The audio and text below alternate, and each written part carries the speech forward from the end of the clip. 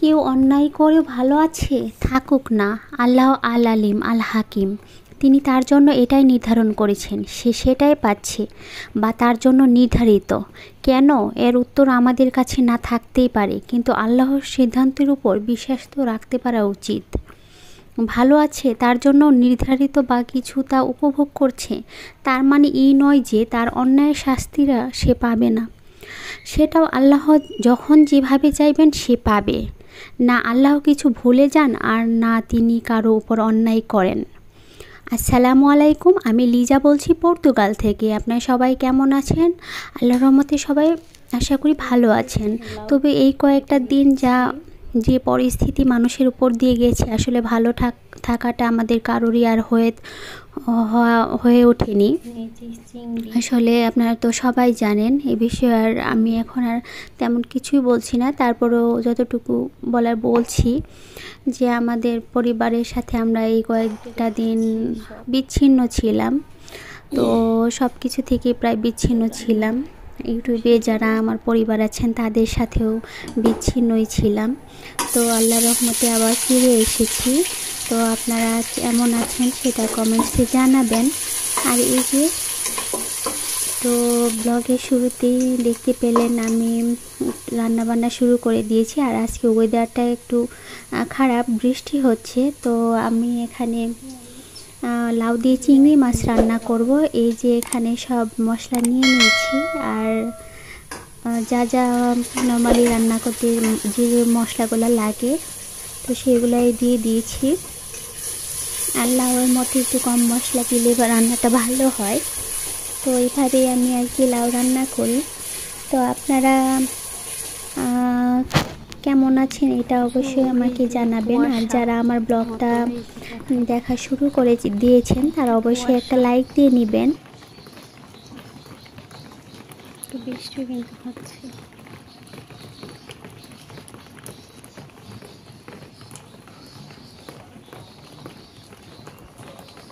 কিছু দেখা যাচ্ছে না। সামারের সময় এরকম বৃষ্টি আর কুয়াশার মতো আসলে দেখিনি এর আগের বারই দেখছি।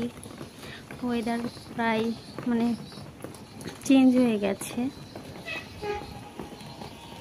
কেউ। এই ব্লগটা কয়েকদিন আগেরই, কারণ যখন আমি ব্লগটা আপলোড দেব তখন আর কি যে দেশের অবস্থা খারাপ হয়ে গেল, তখন আর কিছুতে ব্লগ আপলোড দিতে আর মন চাইছিল না। তো তখন ওই ব্লগটাই কয়েকদিন আগের, তো এখন আবার এটা আপলোড দিচ্ছি। তো এই যে এখানে তো দেখতেই পাচ্ছেন যা রান্না বান্না করছি, চিংড়ি কষিয়ে নিচ্ছি। তো এই জন্য আর বলবো না, তো আপনারা দেখতে থাকুন। আর ভিডিওটা কেউ টেনে টেনে দেখবেন না।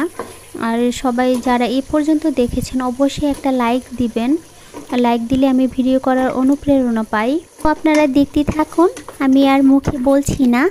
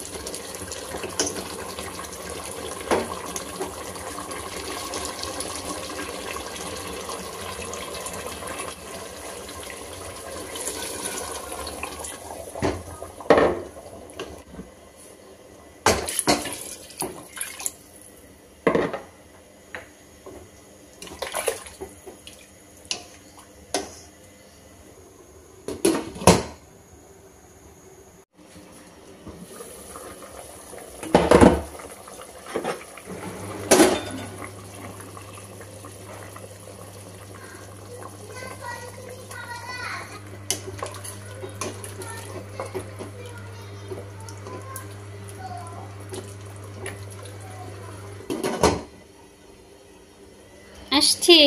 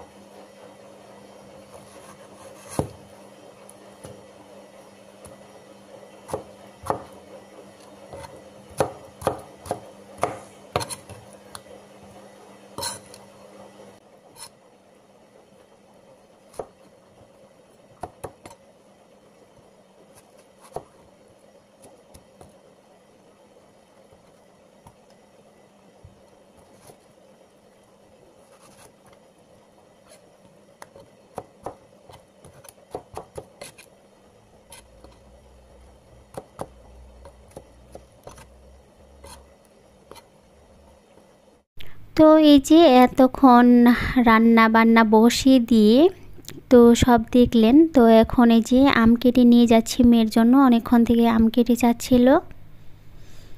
তো ওকে আম খেতে দিয়ে এখানে আমার আরও কাজ আছে। এই যে এখানে ভাতের চাল রেখে দিয়েছি, এটা আর কি ধুয়ে নিব।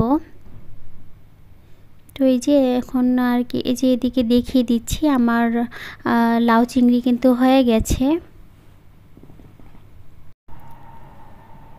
তো এই যে এখন একটু দেখিয়ে দিচ্ছি আপনাদের।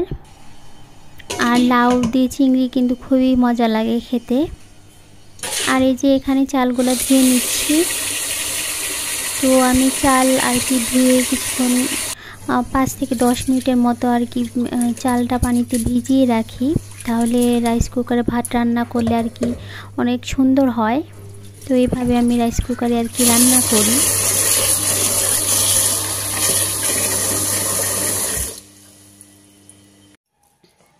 তো এই যে এইদিকে মেয়েকে তো আম খেতে দিয়েছি, ও কিন্তু এর মধ্যে কিন্তু অনেকখানি সাবার করে ফেলেছে। তো আমিও এসে যোগ দিলাম, আমিও একটু খেয়ে নিচ্ছি।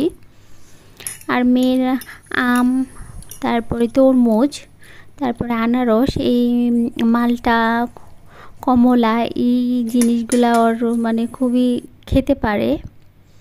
আর এই যে রান্না বান্না শেষ, আম খাওয়া শেষ, সব কিছু শেষ করে 5টার দিকে ওর বাবা এসেছে। তো ওর বাবা আবার ও মেয়ে আবার চিংড়ি দিয়ে লাউ দিয়ে খায়নি। তো ও আর কি ম্যাকডোনাল্ড এর খাবার খেতে চাচ্ছিল কয়েকদিন থেকেই, বলতেছিল ম্যাকডোনাল্ড খাবো। মানে ও যখন ওর বাবাকে বলে, প্রায় মাঝে মাঝে ওর ম্যাকডোনাল্ডের এই যে বার্গার, তারপরে নাগেটস, ফ্রেঞ্চ ফ্রাই এগুলা খায়। আর ওর বাবাও শুনে নিয়ে আসে। আর এই যে এখানে ম্যাকডোনাল্ডের এই আপেল পাইটা খুবই ভালো লাগে আমার খেতে। আর এই যে দেখেন এখানে যে বার্গার, তো এগুলা নিয়ে এসেছে। মেয়ে তো মহা খুশি, এই যে বের করে নিচ্ছে। এগুলা হলে আর ওর কোনো কিছু লাগে না।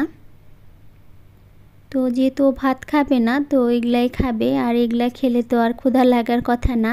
তো এই যে সব কিছু বের করে দিচ্ছি, আর আমি একটু এই ফাঁকে ভিডিও করে নিচ্ছি। তো যারা এতক্ষণ আমার ভিডিওটা দেখেছেন, যদি ভালো লেগে থাকে তাহলে অবশ্যই একটা লাইক দিবেন। আর যারা আমার চ্যানেলটা পাশে আছেন, সাবস্ক্রাইব করেছেন, তাদের সবাইকে অসংখ্য ধন্যবাদ। আর যদি আমার ভিডিওগুলো দেখে আপনাদের ভালো লাগে তাহলে অবশ্যই সাবস্ক্রাইব করে আমার চ্যানেলের পাশে থেকে যেতে পারেন। সবাই এতক্ষণ কষ্ট করে দেখার জন্য সবাইকে ধন্যবাদ।